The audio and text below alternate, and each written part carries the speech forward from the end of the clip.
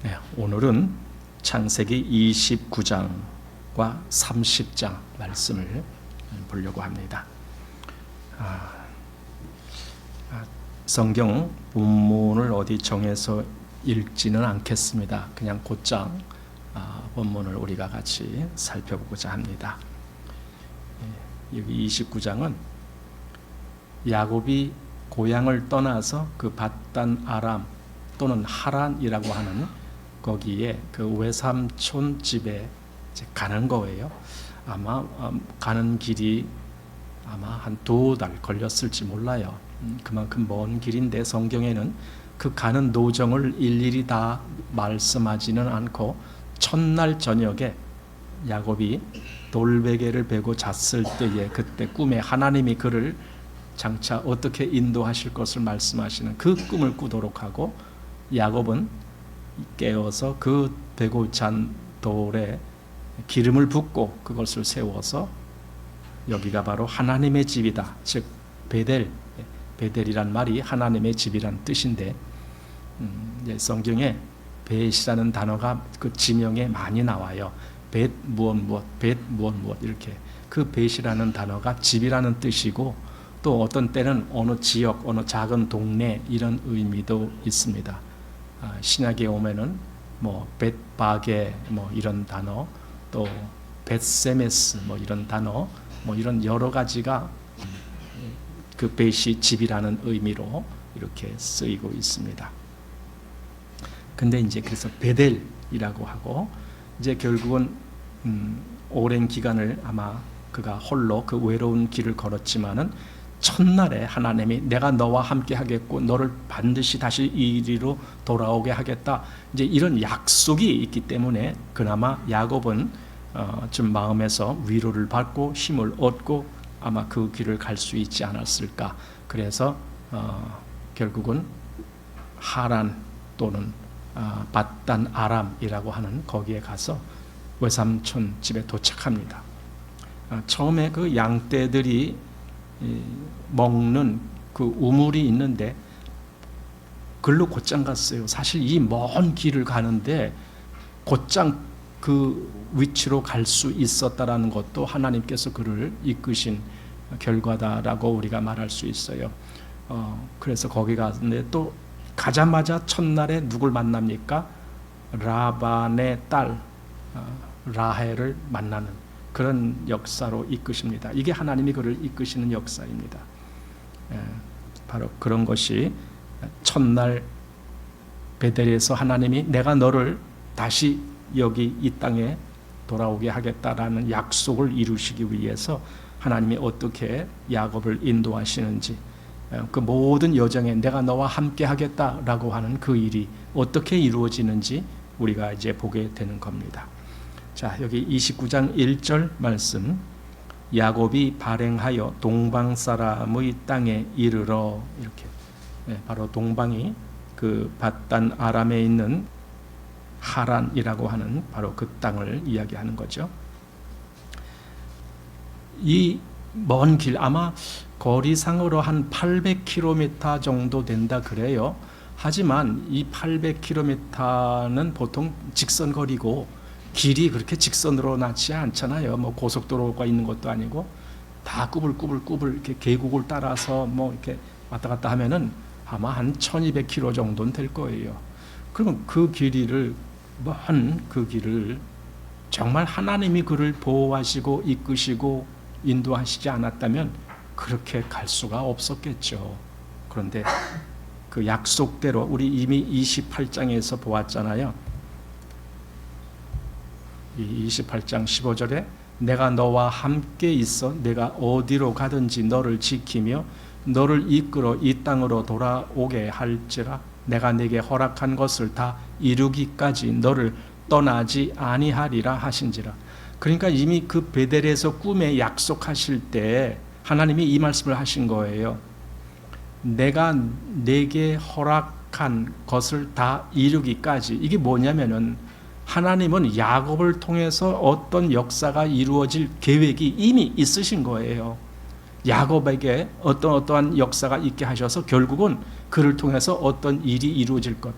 쉽게 보면은 예를 들어 야곱이 결국은 그 하란에 가서 거기서 아내를 취하죠. 아내를 둘을 취했는데 그 둘을 따라서 거기 시녀가 둘이 더 붙어갖고 4명이 됐어요. 그럼 그 4명을 통해서 아들 12를 낳게 되는 거예요. 근데 하나님은 야곱을 통해서 그렇게 12지파가 이루어질 것을 미리 다 계획하신 거예요. 지금 여기 말씀대로 내가 네게 허락한 것을 다 이루기까지 그거죠. 이미 그렇게 하나님은 계획하셨고 또 그 12를 통해서 또 어떤 일이 일어날 것을 다 계획하셨죠. 그리고 최종적으로 그 후손 중에 그리스도가 오시는 그것도 다 계획되셨죠. 그러니까 야곱을 통해서 하나님이 어떤 일을 이루실 것인가가 다 계획되어 있는데 그것이 이루기까지는 하나님은 결코 야곱을 떠나지 아니하신다 그 말이에요. 그래서 내가 네게 허락한 것을 다 이루기까지 너를 떠나지 아니하리라 하신지라 이렇게 된 거죠. 그래서 이 약속대로 이제 야곱이 밧단 아람에 무사히 도착할 수 있었던 것이다라고 봅니다. 그리고는 이제 또 하나님이 그를 라반의 딸을 만나게 하셨고 그래서 라반 집에 들어가서 거하게 되는 거예요. 그 역사가 일어난 거죠. 그리고 그 후에 되어지는 여러 일들이 있는데 그 밧단 아람에서 20년 동안 있으면서도 계속 하나님이 야곱을 어떻게 이끄시는가 우리는 그걸 보게 돼요. 정말 하나님이 그를 계속 지키고 계셨구나. 계속 그를 보호하고 계셨구나. 또 계속 그를 이끄시는 또 그의 마음을 어떻게 하나님을 향하도록 이끄시는지 이런 모든 것들을 다 우리가 보게 됩니다. 그래서 하나님이 이 약속대로 그렇게 모든 일을 이루셨다라는 겁니다. 그래서 이 많은 일을 다 겪으면서 야곱도 그걸 깨달아요. 지금 여기 밧단 아람에 내가 혼자 있는 것이 아니구나. 그러면은 뭐예요?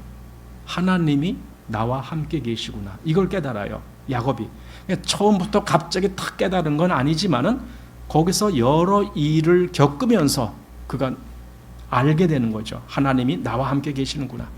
그래서 여기 창세기 31장 이제 우리가 뒤에 볼 거지만은 31장 5절에 보면은 그들에게 이르되 그러니까 그 야곱이 라헬과 레아에게 이제 이르는 거예요. 그들에게 이르되 내가 그대들의 아버지의 안색을 본즉 내게 대하여 전과 같지 아니하도다.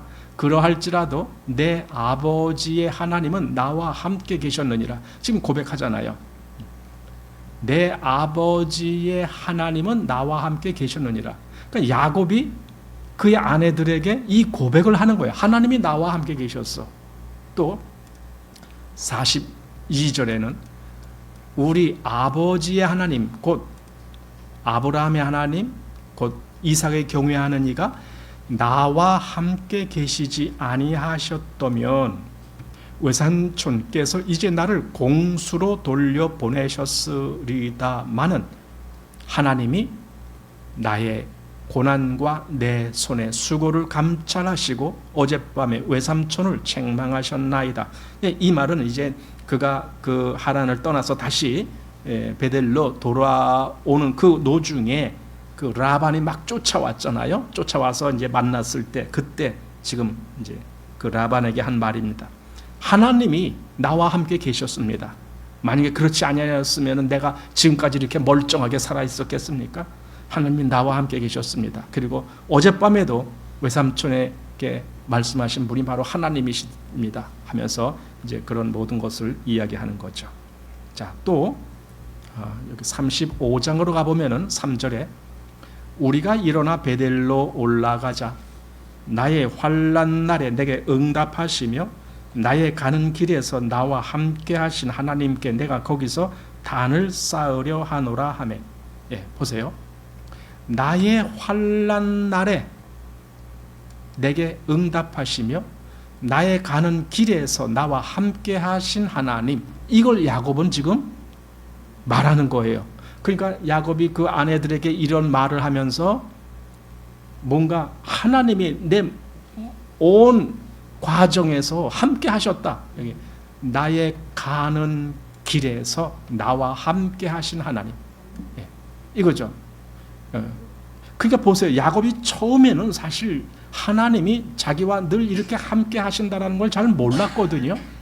그러나 그 외삼촌 집에서의 20년 동안에 되어진 모든 일들을 생각해 볼 때에 이건 하나님이 나와 함께 하지 아니하셨다라면 불가능했을 일이야. 그런데 하나님이 나와 함께 하셨구나. 이걸 이제 깨닫는 거예요. 하나하나.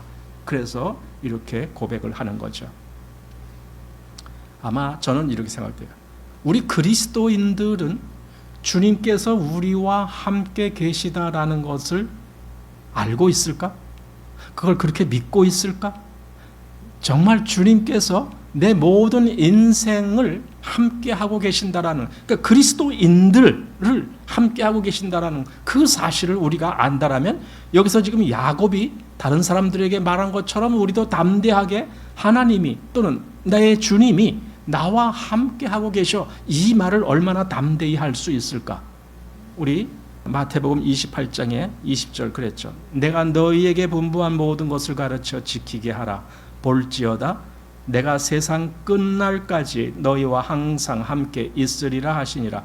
이것은요, 사도들에게만 한 말씀이 아니에요. 또 그 당시에 제자들에게만 한 말이 아니에요. 왜냐하면 세상 끝날까지라는 말이 있는 걸로 봐서는 세상 끝날까지 그 많은 그리스도인들을 두고 한 말이다라고 저는 보이는 거예요.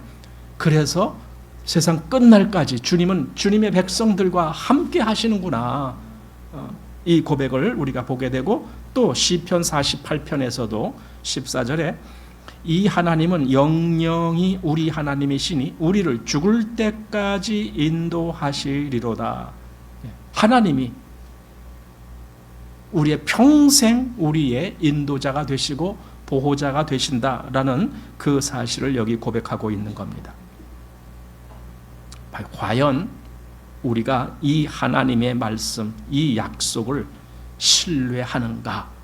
그렇다면 야곱이 그 길에서 하나님이 자기와 함께 하셨다라고 하는 그 신뢰, 그 믿음을 가지고 그렇게 담대히 베델로 돌아갔던 것처럼 우리의 모든 일정, 우리의 모든 길이 하나님과 함께 하신다라는 그 믿음으로 우리도 담대히 나아갈 수 있다라고 생각이 됩니다. 그것이 여기서 우리가 지금 배우는 아주 중요한 요점입니다. 자, 야곱이 라반의 집에 도착해서 한 달 정도는 그냥 그 라반의 일을 도와주면서 거기서 그냥 그렇게 지냈습니다. 그랬더니 한 달 정도 지난 다음에 라반이 야곱에게 이런 말을 해요. 자, 본문 29장 14절. 라반이 가로되 너는 참으로 나의 골육이로다 하였더라. 야곱이 한 달을 그와 함께 거하더니 라반이 야곱에게 이르되 네가 비록 나의 생질이나 어찌 공으로 내 일만 하겠느냐, 무엇이 네 보수겠느냐, 내게 고하라. 이제 이런 제안을 합니다. 근데 이제 우리가 여기서 조금 주의해서 봐야 될 대목이 여기 어찌 공으로 내 일만 하겠느냐 이 말이에요. 라반이 지금 야곱한테 네가 어찌 공으로 내 일만, 즉 라반의 일 그것만 하겠느냐 이렇게 된 겁니다. 그런데 이제 이 말이 영어 버전들을 보면은 여기 킹 제임스 버전도 그렇고 또는 ESV 버전도 그렇고 제가 보면은 그걸 알 수 있는데 여기 어찌 공으로 내 일만 하겠느냐라는 말이 그 영어 표현은 어찌 공으로 나를 섬기기만 하겠느냐 이렇게 돼 있어요. 이게 섬긴다라는 말이 그 단어가 딱 나와요. 어찌 공으로 나를 섬기겠느냐. 그러니까 내 일만 한다라는 말이 나를 섬긴다라는 말로 그렇게 있어요. 그래서 serve, 그 영어 단어에 serve라는 단어가 있잖아요. serve me for nothing 이렇게, 왜 나를 공으로 내 일만 나를 섬기겠느냐 이렇게 된 겁니다. 그럼 왜 제가 이 말씀을 굳이 말씀드리냐 하면은 야곱이 에서에게서 무엇을 획득했느냐 하면은 장자권을 획득을 했잖아요. 그 팥죽 한 그릇을 팔면서 형의 장자권을 내게 팔라. 이렇게 해서 에서가 그냥 아무것도 모르는 에서가 장자권을 야곱에게 넘겨주었다라는 그런 내용을 우리가 앞에서 보았잖아요. 결국 야곱은 이 장자권을 그 어머니 리브가 하고 계획을 해서 이제는 장자권만 얻은 것이 아니라 아버지의 축복까지도 차지하는 이제 그런 계획을 해서 결국 그렇게 하죠. 사실 그때 아버지를 속인 거잖아요. 한마디로 속이는 것은 잘못된 거죠. 그게 어떤 목적을 가지고 했느냐 할지라도, 아무리 정당한 목적이 있다 할지라도 속이는 것은 잘못이죠. 그러니까 분명히 하나님은 큰 자가 어린 자를 섬긴다라고 말씀하셨어요. 그러면 그건 하나님이 하실 일이에요. 야곱이나 리브가가 꾀를 내면서 그 자기들이 그 억지로 아버지를 속여가면서까지 그걸 차지하려고 그래서 차지하는 게 아니에요. 전혀 그렇게 하지 않고 그냥 기다리고만 있어도 하나님은 결국 야곱이 그 어떤 장자권에 대한 그 행사를 할 수 있도록 그렇게 인도하실 거거든요. 그런데 야곱과 리브가는 꾀를 내가면서 그 아버지를 속이면서 결국 그 일을 감행했다라는 겁니다. 여기 지난 앞에서 25장에서 23절 하나님이 그렇게 이미 약속을 했잖아요. 여호와께서 그에게 이르시되 두 국민이 내 태중에 있구나. 두 민족이 내 복중에서 나누이리로다. 이 족속이 저 족속보다 강하겠고 큰 자는 어린 자를 섬기리라 하셨더라. 이렇게 이게 바로 장자권인데 여기 단어를 잘 보셔야 돼요. 큰 자가 어린 자를 어떻게 한다고요? 섬기리라 그랬단 말이죠. 제가 아까 킹 제임스 버전과 ESV에 이렇게 되어 있다. 뭘 얘기했다고요? 어찌 공으로 내 일만 하겠느냐. 그게 원래는 어찌 공으로 나를 섬기기만 하겠느냐. 그 뜻이라 그랬죠. 그 섬긴다는 단어가 거기 나온 거예요. 근데 이 섬긴다는 것은 장자의 특권이거든요. 장자는 섬김을 받는 거예요. 다른 모든 형제로부터 장자는 항상 섬김을 받는 거. 이게 장자권이에요. 물론 그것 말고도 상속을 2배로 갖는다 이런 것도 있지만 지금 여기서는 섬긴다라는 이 문제가 나온 거예요. 장자로서 섬김을 받아야 될 야곱, 그가 그래서 장자권을 획득하고 아버지의 축복도 다 받고 그렇게 하고 갔는데 결국 그가 섬김을 받는 것이 아니라 20년 동안 라반을 섬겨야 됐던 거예요. 그러니까 장자권 행사를 못하고 오히려 라반을 섬기는 그 일만 하게 됐던 거죠. 왜냐하면 야곱이 꾀를 내서 그 모든 것을 얻으려고 했을 때 사실 우리 그런 법칙 있잖아요. 뿌린 대로 거둔다라는 법칙. 갈라디아서에서도 나오는데 그 법칙이 그대로 이루어졌다라고 보게 되는 겁니다. 그러니까 육적인 꾀를 내서 어떤 일을 성취를 한다라면 그 대가를 반드시 치러야 돼요. 그게 원리예요. 우리 지난번에도 보았지만 갈라디아서 6장 7절 스스로 속이지 말라. 하나님은 만물이 여김을 받지 아니하시나니 사람이 무엇으로 심든지 그대로 거두리라. 야곱은 그 장자권을 획득하기 위해서 꾀를 내었지만 이제 그 꾀를 낸 대가로 오히려 외삼촌을 섬겨야 하는 그런 일로 가게 되는 겁니다.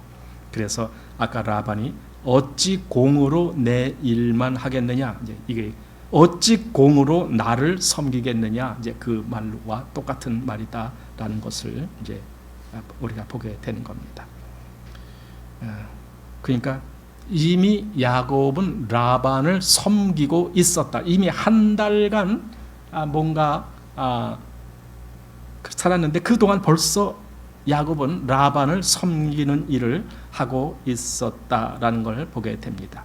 그리고 그게 한 달이 다가 아니에요. 이제 시작입니다. 그러면서 앞으로 20년 동안을 라반을 섬기는 일을 하게 되는 겁니다. 물론 그 일로 인해서 야곱이 얻는 것도 있지만 그러나 어쨌든 야곱은 20년 동안을 라반을 섬기는 그런 일종의 그 대가를 치르는 그런 모습을 성경에서 말씀하고 있습니다. 그러면서 이제 그 혼인의 문제가 있죠. 그래서 야곱이 그 라헬을 원래 좋아했는데 라반이 물어봐요. 네가 그 일하는 대가를 내가 줄 테니까 네가 뭐 요구하는 거 있느냐? 그러면은요, 외삼촌의 딸 라헬을 위해서 내가 7년을 외삼촌을 위해서 일하겠습니다. 그 7년이 됐어요. 결혼식 날이 됐는데 라반이 꾀를 내는 거예요. 사실 그게 그 나라 풍습이다. 즉 큰 딸, 그 다음에 작은 딸 있을 때 작은 딸보다는 큰 딸을 먼저 결혼을 시키는 것이 그 지역의 풍습이다. 아무리 그래도 야곱이 나는 라헬을 위해서 지금 7년을 일했습니다 하면은 라헬을 줘야지. 그런데 라반은 레아를 먼저 줍니다. 이 라반이라는 사람은 대단한 사람이에요. 그게 뭐냐면은 그 속에 이 야곱을 계속 붙잡아 놓고 부려먹고 싶은 그런 마음이 있었던 것을 우리가 보게 됩니다. 자, 결국 혼인 날짜가 되어서 보니까 라반이 레아를 야곱에게 보낸 거예요. 그래서 여기 29장 25절에 야곱이 아침에 보니 레아라 라반에게 이르되 외삼촌이 어찌하여 내게 이같이 행하셨나이까? 내가 라헬을 위하여 외삼촌께 봉사하지 아니하였나이까? 외삼촌이 나를 속이심이 어찌 미니까? 속임 당한 거예요 지금 야곱은.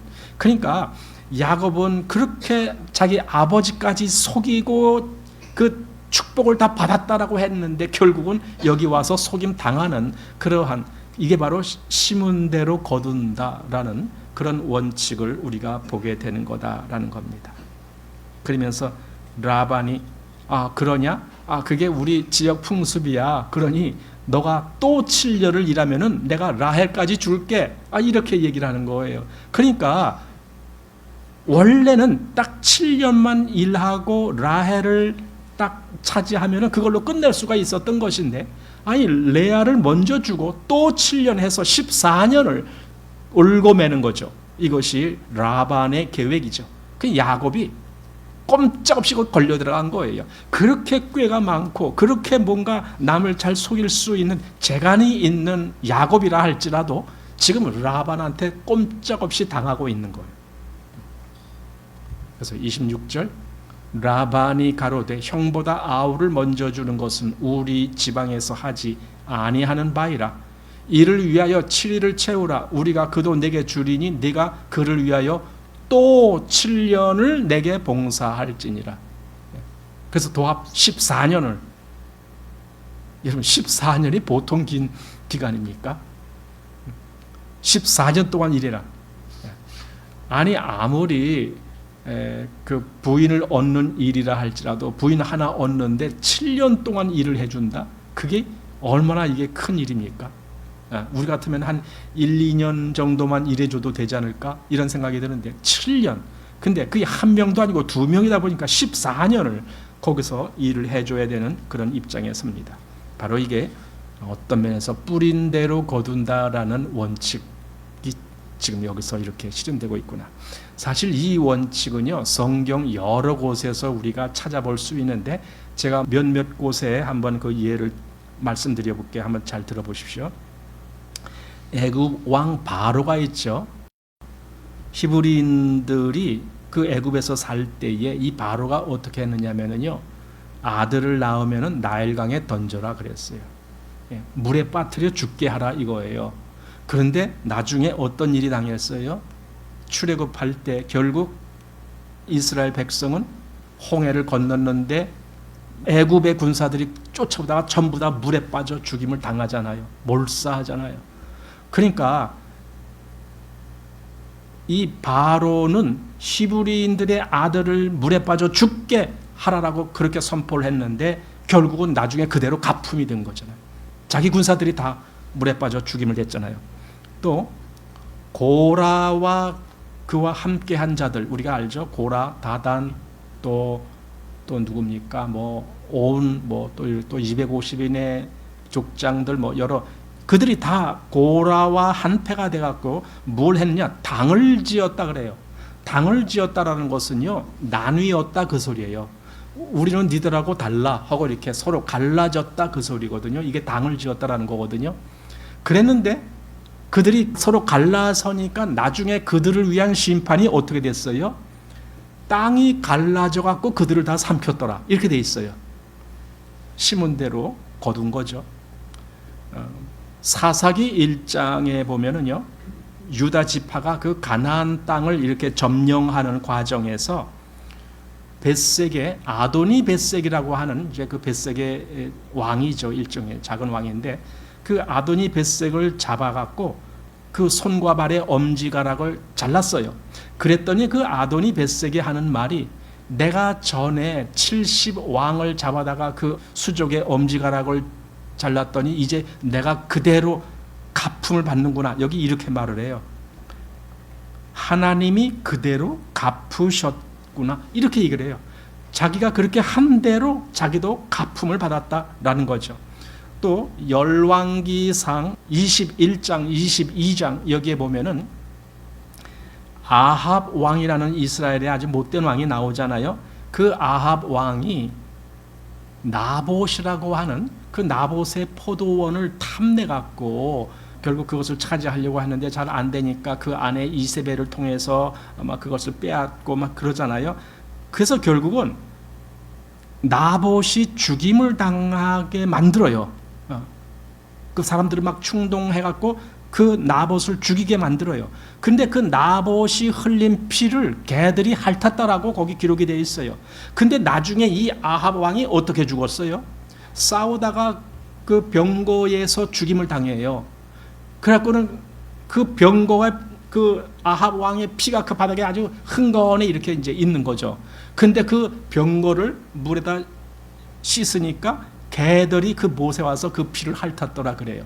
그러니까 나봇을 죽여서 그 피를 개들이 핥도록 한 그 아합 왕 자기 피를 또한 개들이 핥게 되는 그런 보응을 그대로 받았다라는 겁니다.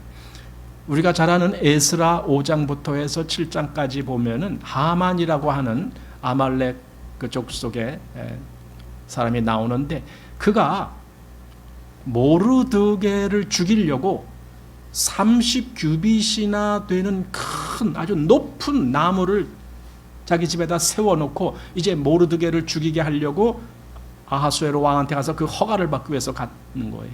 그랬더니 아하수에로 왕이 하필 그때 그 창고에 있는 서적을 보다가 모르드게가 뭔가 모반자들을 신고하는 바람에 아주 그 모반자들을 다 색출해내고 했던, 그런데 모르드게는 아무 상도 내리지 않았던 그런 것을 보고 이제 밖에 누가 없느냐 그랬더니 이제 하만이 모르드게를 저 높은 나무에 달게 해달라는 요청을 하려고 와 있다가 그 소리를 듣고 여기 하만이 있나이다. 그러냐? 그러면은 내가 존귀히 여기는 사람을 어떻게 대우해 줬으면 좋겠느냐 하고 이제 하만에게, 그러면은 그 왕의 그 버금수레에다가 또 왕의 옷을 입혀갖고 길 사방 다니면서 왕이 존귀히 여기는 자는 이같이 할 것이다 라고 선포를 하고 다니게 하십시오. 그러냐? 그럼 하만아 네가 저 모르드게를 그렇게 해라. 이렇게 됐잖아요. 근데 그게 끝이 아니었잖아요. 결국은 나중에 어떻게 돼요? 에스더를 통해서 이 하만이 우리 민족을 죽이려고 했습니다 하면서 결국은 하만을 자기가 모르드게를 죽이려고 세워놓은 그 30규빗이나 되는 나무에 자기가 달려 죽는 거죠. 이게 시문대로 거둔다는 거예요. 그러니까 이런 원칙들이 성경에 아주 많이 나오는 거예요. 그러면 지금 야곱은 자기가 그렇게 자기 아버지까지 속이는 그런 일을 저지른 거죠, 한마디로. 물론 결과적으로야 그가 당연히 장자권을 얻고 그가 축복을 받아야 될 사람이다라는 걸 알지만 왜 그걸 인위적으로 그렇게 하려고 했느냐 이거죠. 왜 하나님의 때를 기다리지 못하고 자기 꾀로 그 일을 이루려고 했느냐 이거죠. 바로 그것에 대한 보응을 그대로 지금 라반한테 가서 받는 거예요. 뿌린 대로 거둔다라는 그 원칙. 다윗 왕이 사무엘하 22장에서 이런 말씀을 해요. 이제 이 말씀은 시편 18편에도 그대로 나오는 말씀인데, 여기 사무엘하 22장 26절, 자비한 자에게는 주의 자비하심을 나타내시며 완전한 자에게는 주의 완전하심을 보이시며 깨끗한 자에게는 주의 깨끗하심을 보이시며 사특한 자에게는 주의 거스리심을 보이시리이다. 이게 뭡니까? 네가 어떤 존재인지 그대로 하나님이 보응하실 것이다. 갚아주실 것이다. 이거죠. 네가 정말 자비한 자냐? 그럼 하나님도 너를 자비하게 대해주실 것이다. 그러나 네가 사특한 자라면은 하나님이 너에게 거스리심을 보이실 것이다. 이거죠. 그러니까 네가 어떠하냐에 따라서 하나님이 너에게 그대로 보응하실 것이다. 즉 뿌린 대로 거둔다. 그 말이거든요. 마태복음 10장 32절에 누구든지 사람 앞에서 나를 시인하면 나도 하늘에 계신데 아버지 앞에서 저를 시인할 것이요 누구든지 사람 앞에서 나를 부인하면 나도 하늘에 계신데 아버지 앞에서 저를 부인하리라. 네. 여기 사람 앞에서란 말이 뭐겠습니까? 그건요 삶을 얘기를 하는 거예요. 이 세상에서 실제적으로 살면서 너가 정말 주님을 시인하느냐? 너가 정말 그를 인정하느냐? 그런 삶을 살았느냐? 아니면 그를 부인하는 삶을 살았느냐? 그대로 너에게 갚아질 것이다. 네가 정말 삶을 통해서 주님을 시인하는 그런 삶을 살았다면 주님도 너를 위해서 그렇게 시인할 것이다. 하나님 앞에서. 그러나 네가 사람들 앞에서 부인하는, 즉 삶에서 주님을 부인하는 그런 삶을 살았다면 나도 내 아버지 앞에서 너를 부인할 것이다. 이거죠. 이게 얼마나 무서운 선포입니까? 왜냐면은요, 우리의 삶에서 우리가 주님을 늘 그렇게 인정하고 사는 삶을 사는가? 주님을 인정하는가? 아니면 주님보다 다른 걸 내가 먼저 내세우는가? 이건 쉬운 말씀이 아니죠. 야곱이 자기 아버지를 속였는데 이제 외삼촌을 통해서 아주 고부로 지금 감품을 당하는 거예요. 그런 입장에 섭니다. 그가 아버지에게 자기가 큰 아들이다, 내가 큰 아들이에요 라고 그렇게 거짓으로 속였더니 지금 라반은 큰 딸을 작은 딸이라고 살짝 속여서 준 거 아니에요? 그러니까 큰 아들, 작은 아들, 큰 딸, 작은 딸, 그 문제가 그대로 보응이 된 거죠. 라반이 얼마나 지독하게 야곱을 속였는지 야곱이 나중에 이런 말을 합니다. 31장에 보면은 7절에 그대들이 아버지가 나를 속여 품삯을 10번이나 변역하였느니라. 그러나 하나님이 그를 금하사 나를 해치 못하게 하셨으며, 이거 10번이나 나를 속였다는 거예요. 그게 얼마나 지독하게 당한 거예요, 야곱이. 바로 이게 뿌린 대로 거두는 법칙 그대로입니다. 그래서 갈라디아서 6장 8절에는 자기의 육체를 위하여 심는 자는 육체로부터 썩어진 것을 거두고 성령을 위하여 심는 자는 성령으로부터 영생을 거두리라, 이렇게 말씀한 겁니다. 바로 이 문제 때문에 우리는 하나님 앞에서 신실해야 된다는 거예요. 우리의 신앙은 거짓되면 안 되는 거예요. 솔직히 우리가 우리 자신도 살펴봐야 되겠지만 우리 주변을 볼 때에 그리스도인이라고 하는 사람들이 진짜 신실하게 하나님을 섬깁니까? 진짜? 거기에 얼마나 많은 거짓된 허위, 어떤 형식적인 이런 것들을 우리가 많이 봅니까? 여러분, 그거 다 그대로 보응을 받을 거예요. 하나님은 그렇게 만홀히 여김을 받지 아니하신다라고 했어요. 사람이 무엇으로 심든지 그대로 거둔다라고 하셨으니까 내가 하나님을 그렇게 거짓되이 섬겼다라면은 하나님이 그것에 대한 보응 반드시 하실 겁니다. 그래서 우리의 믿음은 거짓된 믿음이면 안 되는 거예요. 진짜 믿음이라 해야 되는 거예요. 기독교는요, 어려워서 못 믿는 게 아니에요. 성경이 어려워서 못 믿는 게 아니에요. 내 마음이 진실되지 못하기 때문에 못 믿는 거예요. 항상 거짓에 익숙해 있어갖고 꾀를 내고 어떻게 하면 나한테 이득이 올까, 늘 이런 생각만. 하나님을 찾는 것도 나한테 어떤 이득이 올까, 내가 기독교 믿는 이유가 뭐, 나한테 어떤 이득이 올까, 아 하나님 믿기만 해봐 너의 일이 다 잘 돼, 이렇게 내가 무슨 일에 이득을 볼까, 늘 이런 식으로만 내 이득을 위한 그 중심으로만 하나님을 찾는 것, 이게 뭡니까? 다 거짓 아닙니까? 성경은 뭐라고 했습니까? 너희 마음과 뜻과 성품을 다하여 주 너희 하나님을 사랑하라. 정말 우리가 하나님을 가장 사랑하는 그런 마음으로 하나님을 섬기고 있습니까? 이런 질문을 해봐야 되는 거예요. 그렇기 때문에 우리가 항상 겸손해야 될 문제가 있는 거예요. 항상. 그런데 그냥 자신만만하게 자기는 할 거 다 했다라는 식으로 그렇게 하기 때문에 그대로 보응을 받는 겁니다. 여기 지금 야곱은요, 몇 배로 지금 보응을 받잖아요. 그걸 우리들에게 보여주는 이유가 뭡니까?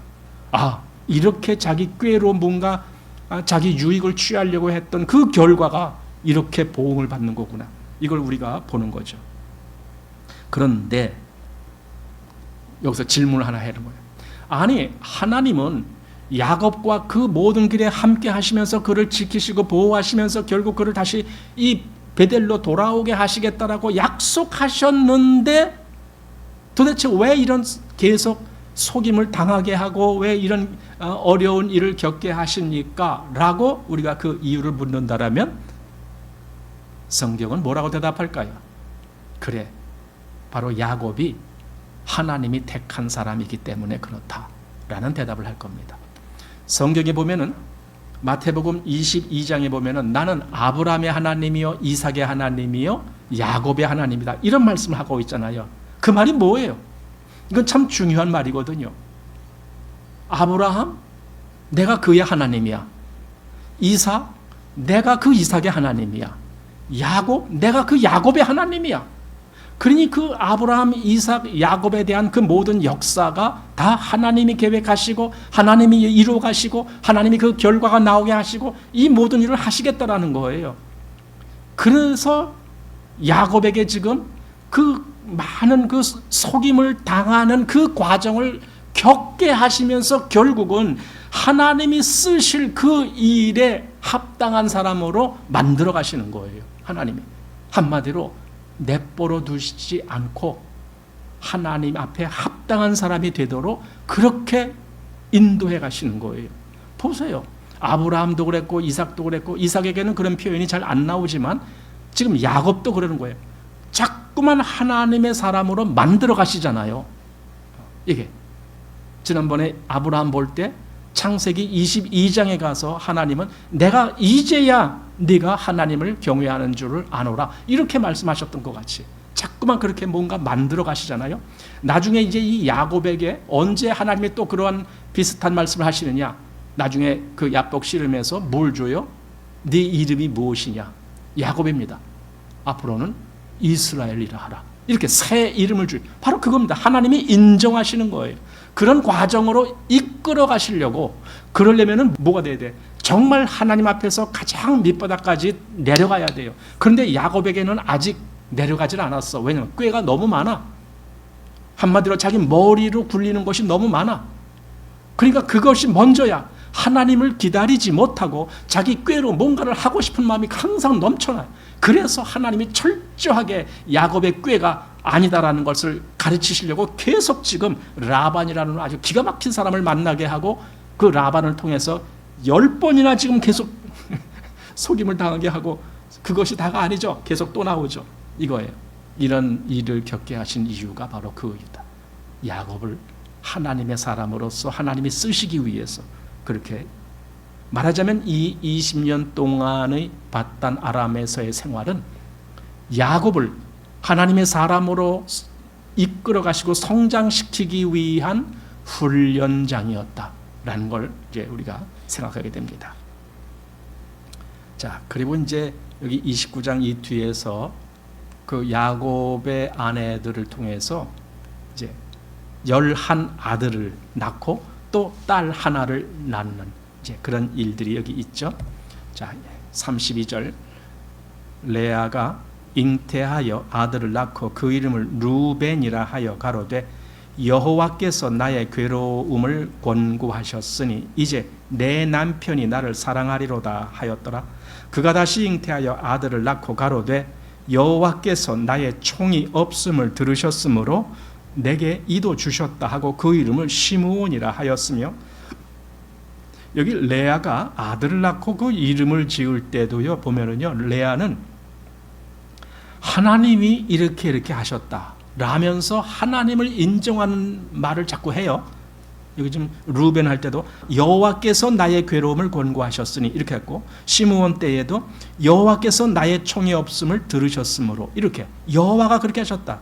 또 34절 그가 또 잉태하여 아들을 낳고 가로되 내가 그의 세 아들을 낳았으니 내 남편이 지금부터 나와 연합하리로다 하고 그 이름을 레위라 하였으며, 그리고 또 35절 그가 또 잉태하여 아들을 낳고 가로되 내가 이제는 여호와를 찬송하리로다 하고 이로 인하여 그가 그 이름을 유다라 하였고 그의 생산이 멈추었더라. 예, 유다라는 이름이 찬송이라는 말이거든요. 그래서 이 네 번째 아들을 유다라고 했어요. 여호와를 찬송하리로다. 그러니까 지금 이 레아는요 우리가 앞에서 볼 때 알력이 부족하고 이렇게 돼 있어요. 요즘 개정력을 보면은 개역 개정력, 보통 우리가 새성경이라고 하는 그 개역 개정력을 보면은 그 알력이 부족하다라는 것을 시력이 부족하다 이렇게 썼어요. 시력이. 여러분 나는 알력이 부족하다라는 것을 그 시력이 부족하다라고 보질 않아요. 무슨 뜻인지 아시겠어요, 여러분?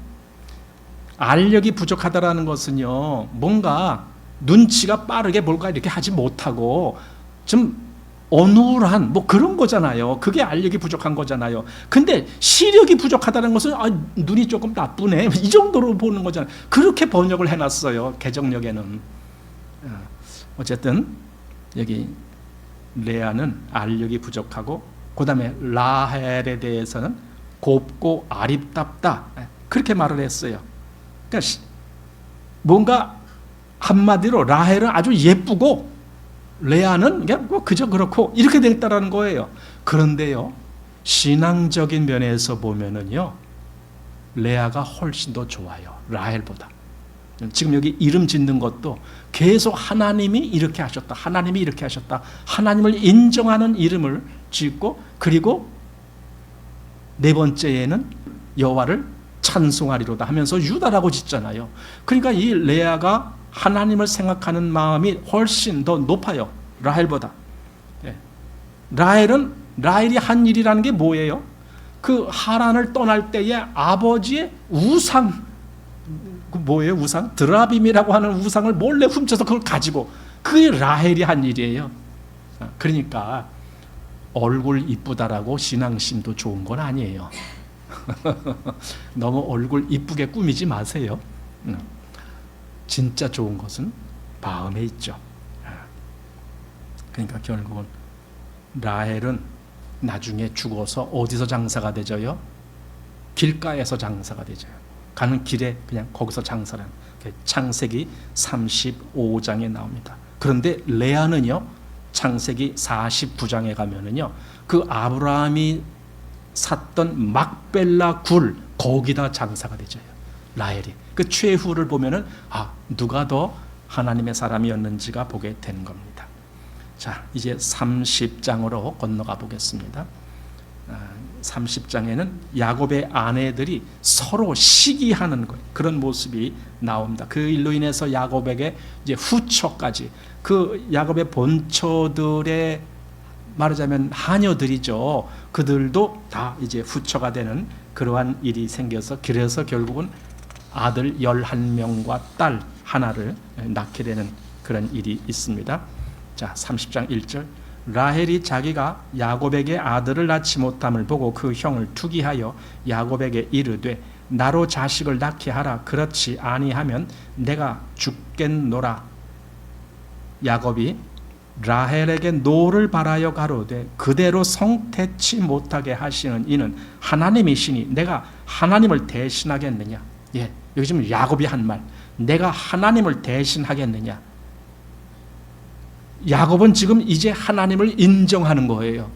내가 자식 낳았는데 그 자식들은 내가 낳은 게 아니야. 그건 하나님이 주신 거야. 이렇게 하나님을 인정하는 그런 마음. 근데 라헬이 나로 자식을 낳게 해라 막 욕을 하니까 내가 자식을 낳게 하냐? 하나님이 주셔야 되는 거야. 이 말을 하면서, 그러니까 라헬의 신앙은 아주 형편없는 거죠. 라헬은 하나님을 거의 인정하지 못하는 마음. 그러나 여기 지금 야곱은 이제 하나님을 첫째로 인정하는 그런 마음이 이제 돼가고 있다. 그걸 보게 됩니다.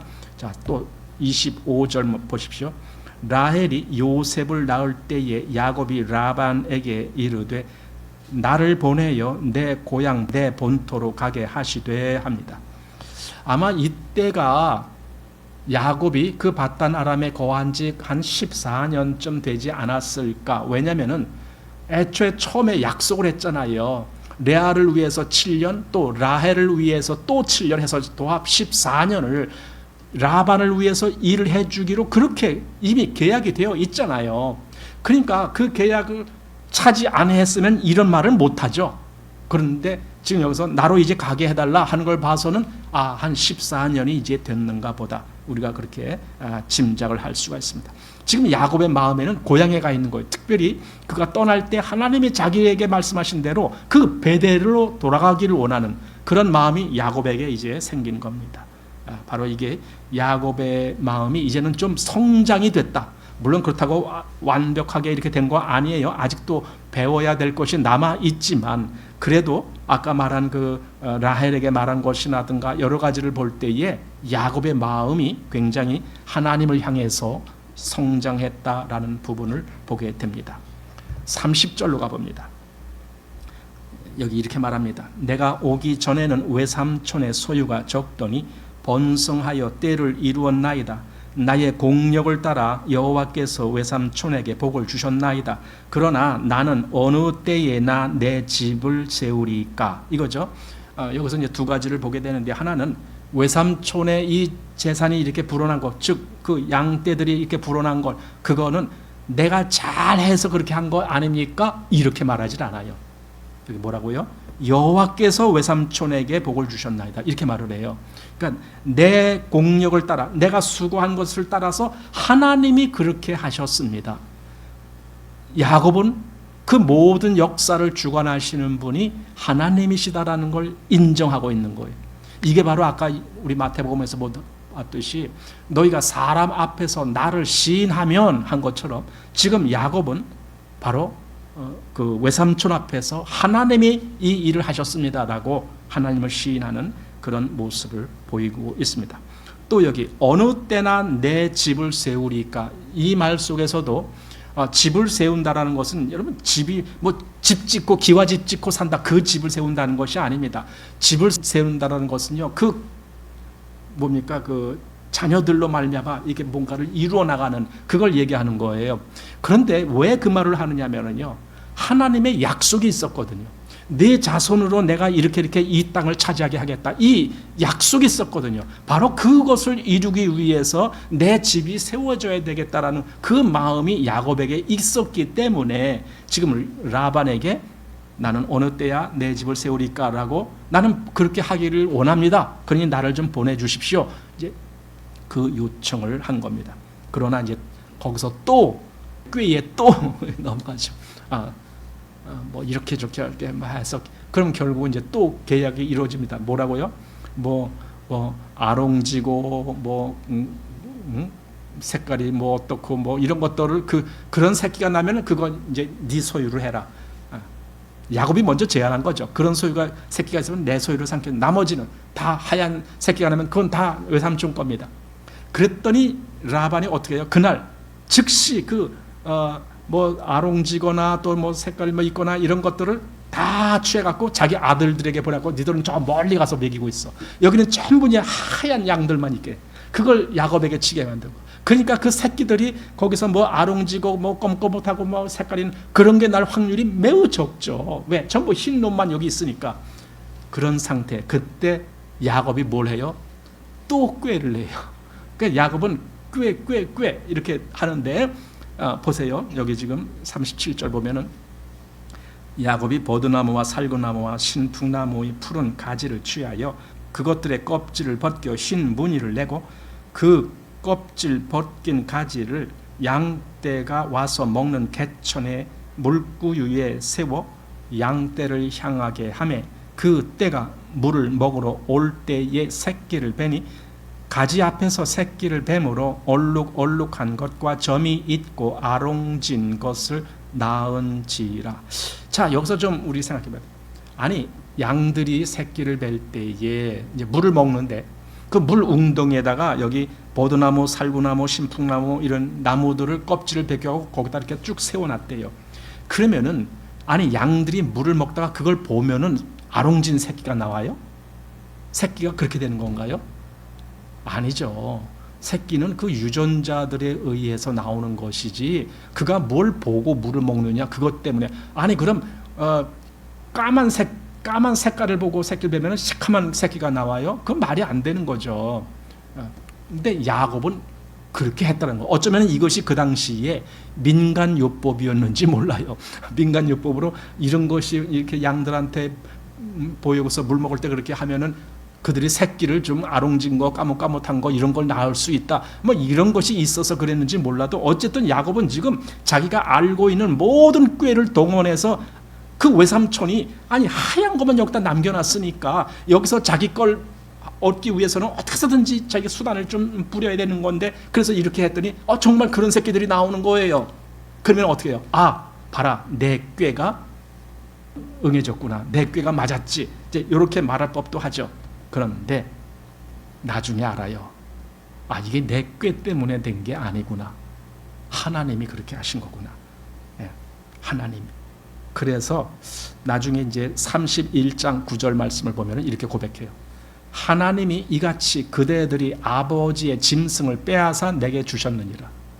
그러니까 자기가 그렇게 뭐 버드나무, 신풍나무 뭐 이런 걸 가지고 해서 이렇게 그래서 이 새끼들이 아롱진 새끼가 나온 것이 아니라 하나님이 그렇게 하게 하셨다. 왜냐하면 꿈에 그걸 보여주거든요. 하나님이 보여주신다고요. 야곱아 잘 봐라. 여기 꿈에 여기 그 새끼 뵐 때의 그 수컷들이 다 지금 아롱진 것이다. 이런 식으로 해서 보여주셨단 말이에요. 그래서 지금 그 일을 하게 한 것이 하나님이시다라는 걸 야곱이. 이제 야곱의 마음이 정말 하나님을 인정하는 마음, 하나님이 하신다라는 걸 그걸 믿는 마음으로 이렇게 자꾸 성장해 가고 있는 것을 우리가 보는 겁니다. 그래서 우리 마지막으로 잠언에 보면 이런 말씀 16장 9절에 사람이 마음으로 자기 길을 계획할지라도 그 걸음을 인도하시는 자는 여호와시니라. 야곱이 모든 일에서 자기가 자기 계획으로 뭔가를 이루려고 했었지만 결국은 일을 이루어 가신 분은 여호와 하나님이셨다. 하나님이 하신 거예요. 근데 그걸 야곱이 이제 알기 시작한 거예요. 아, 하나님이 하신다. 하나님이 이렇게 하셨어. 하나님이 나를 여지껏 인도하셨어. 이 말을 이제 하기 시작한 거예요. 이게 이제 야곱이 바뀌어간다라는 뜻입니다. 그리고 이것이 결국은 하나님을 인정하는 사람의 모습이다라는 걸 우리가 이제 보게 되는 겁니다. 자, 오늘 여기 29장과 30장 이렇게 해서 마치겠습니다.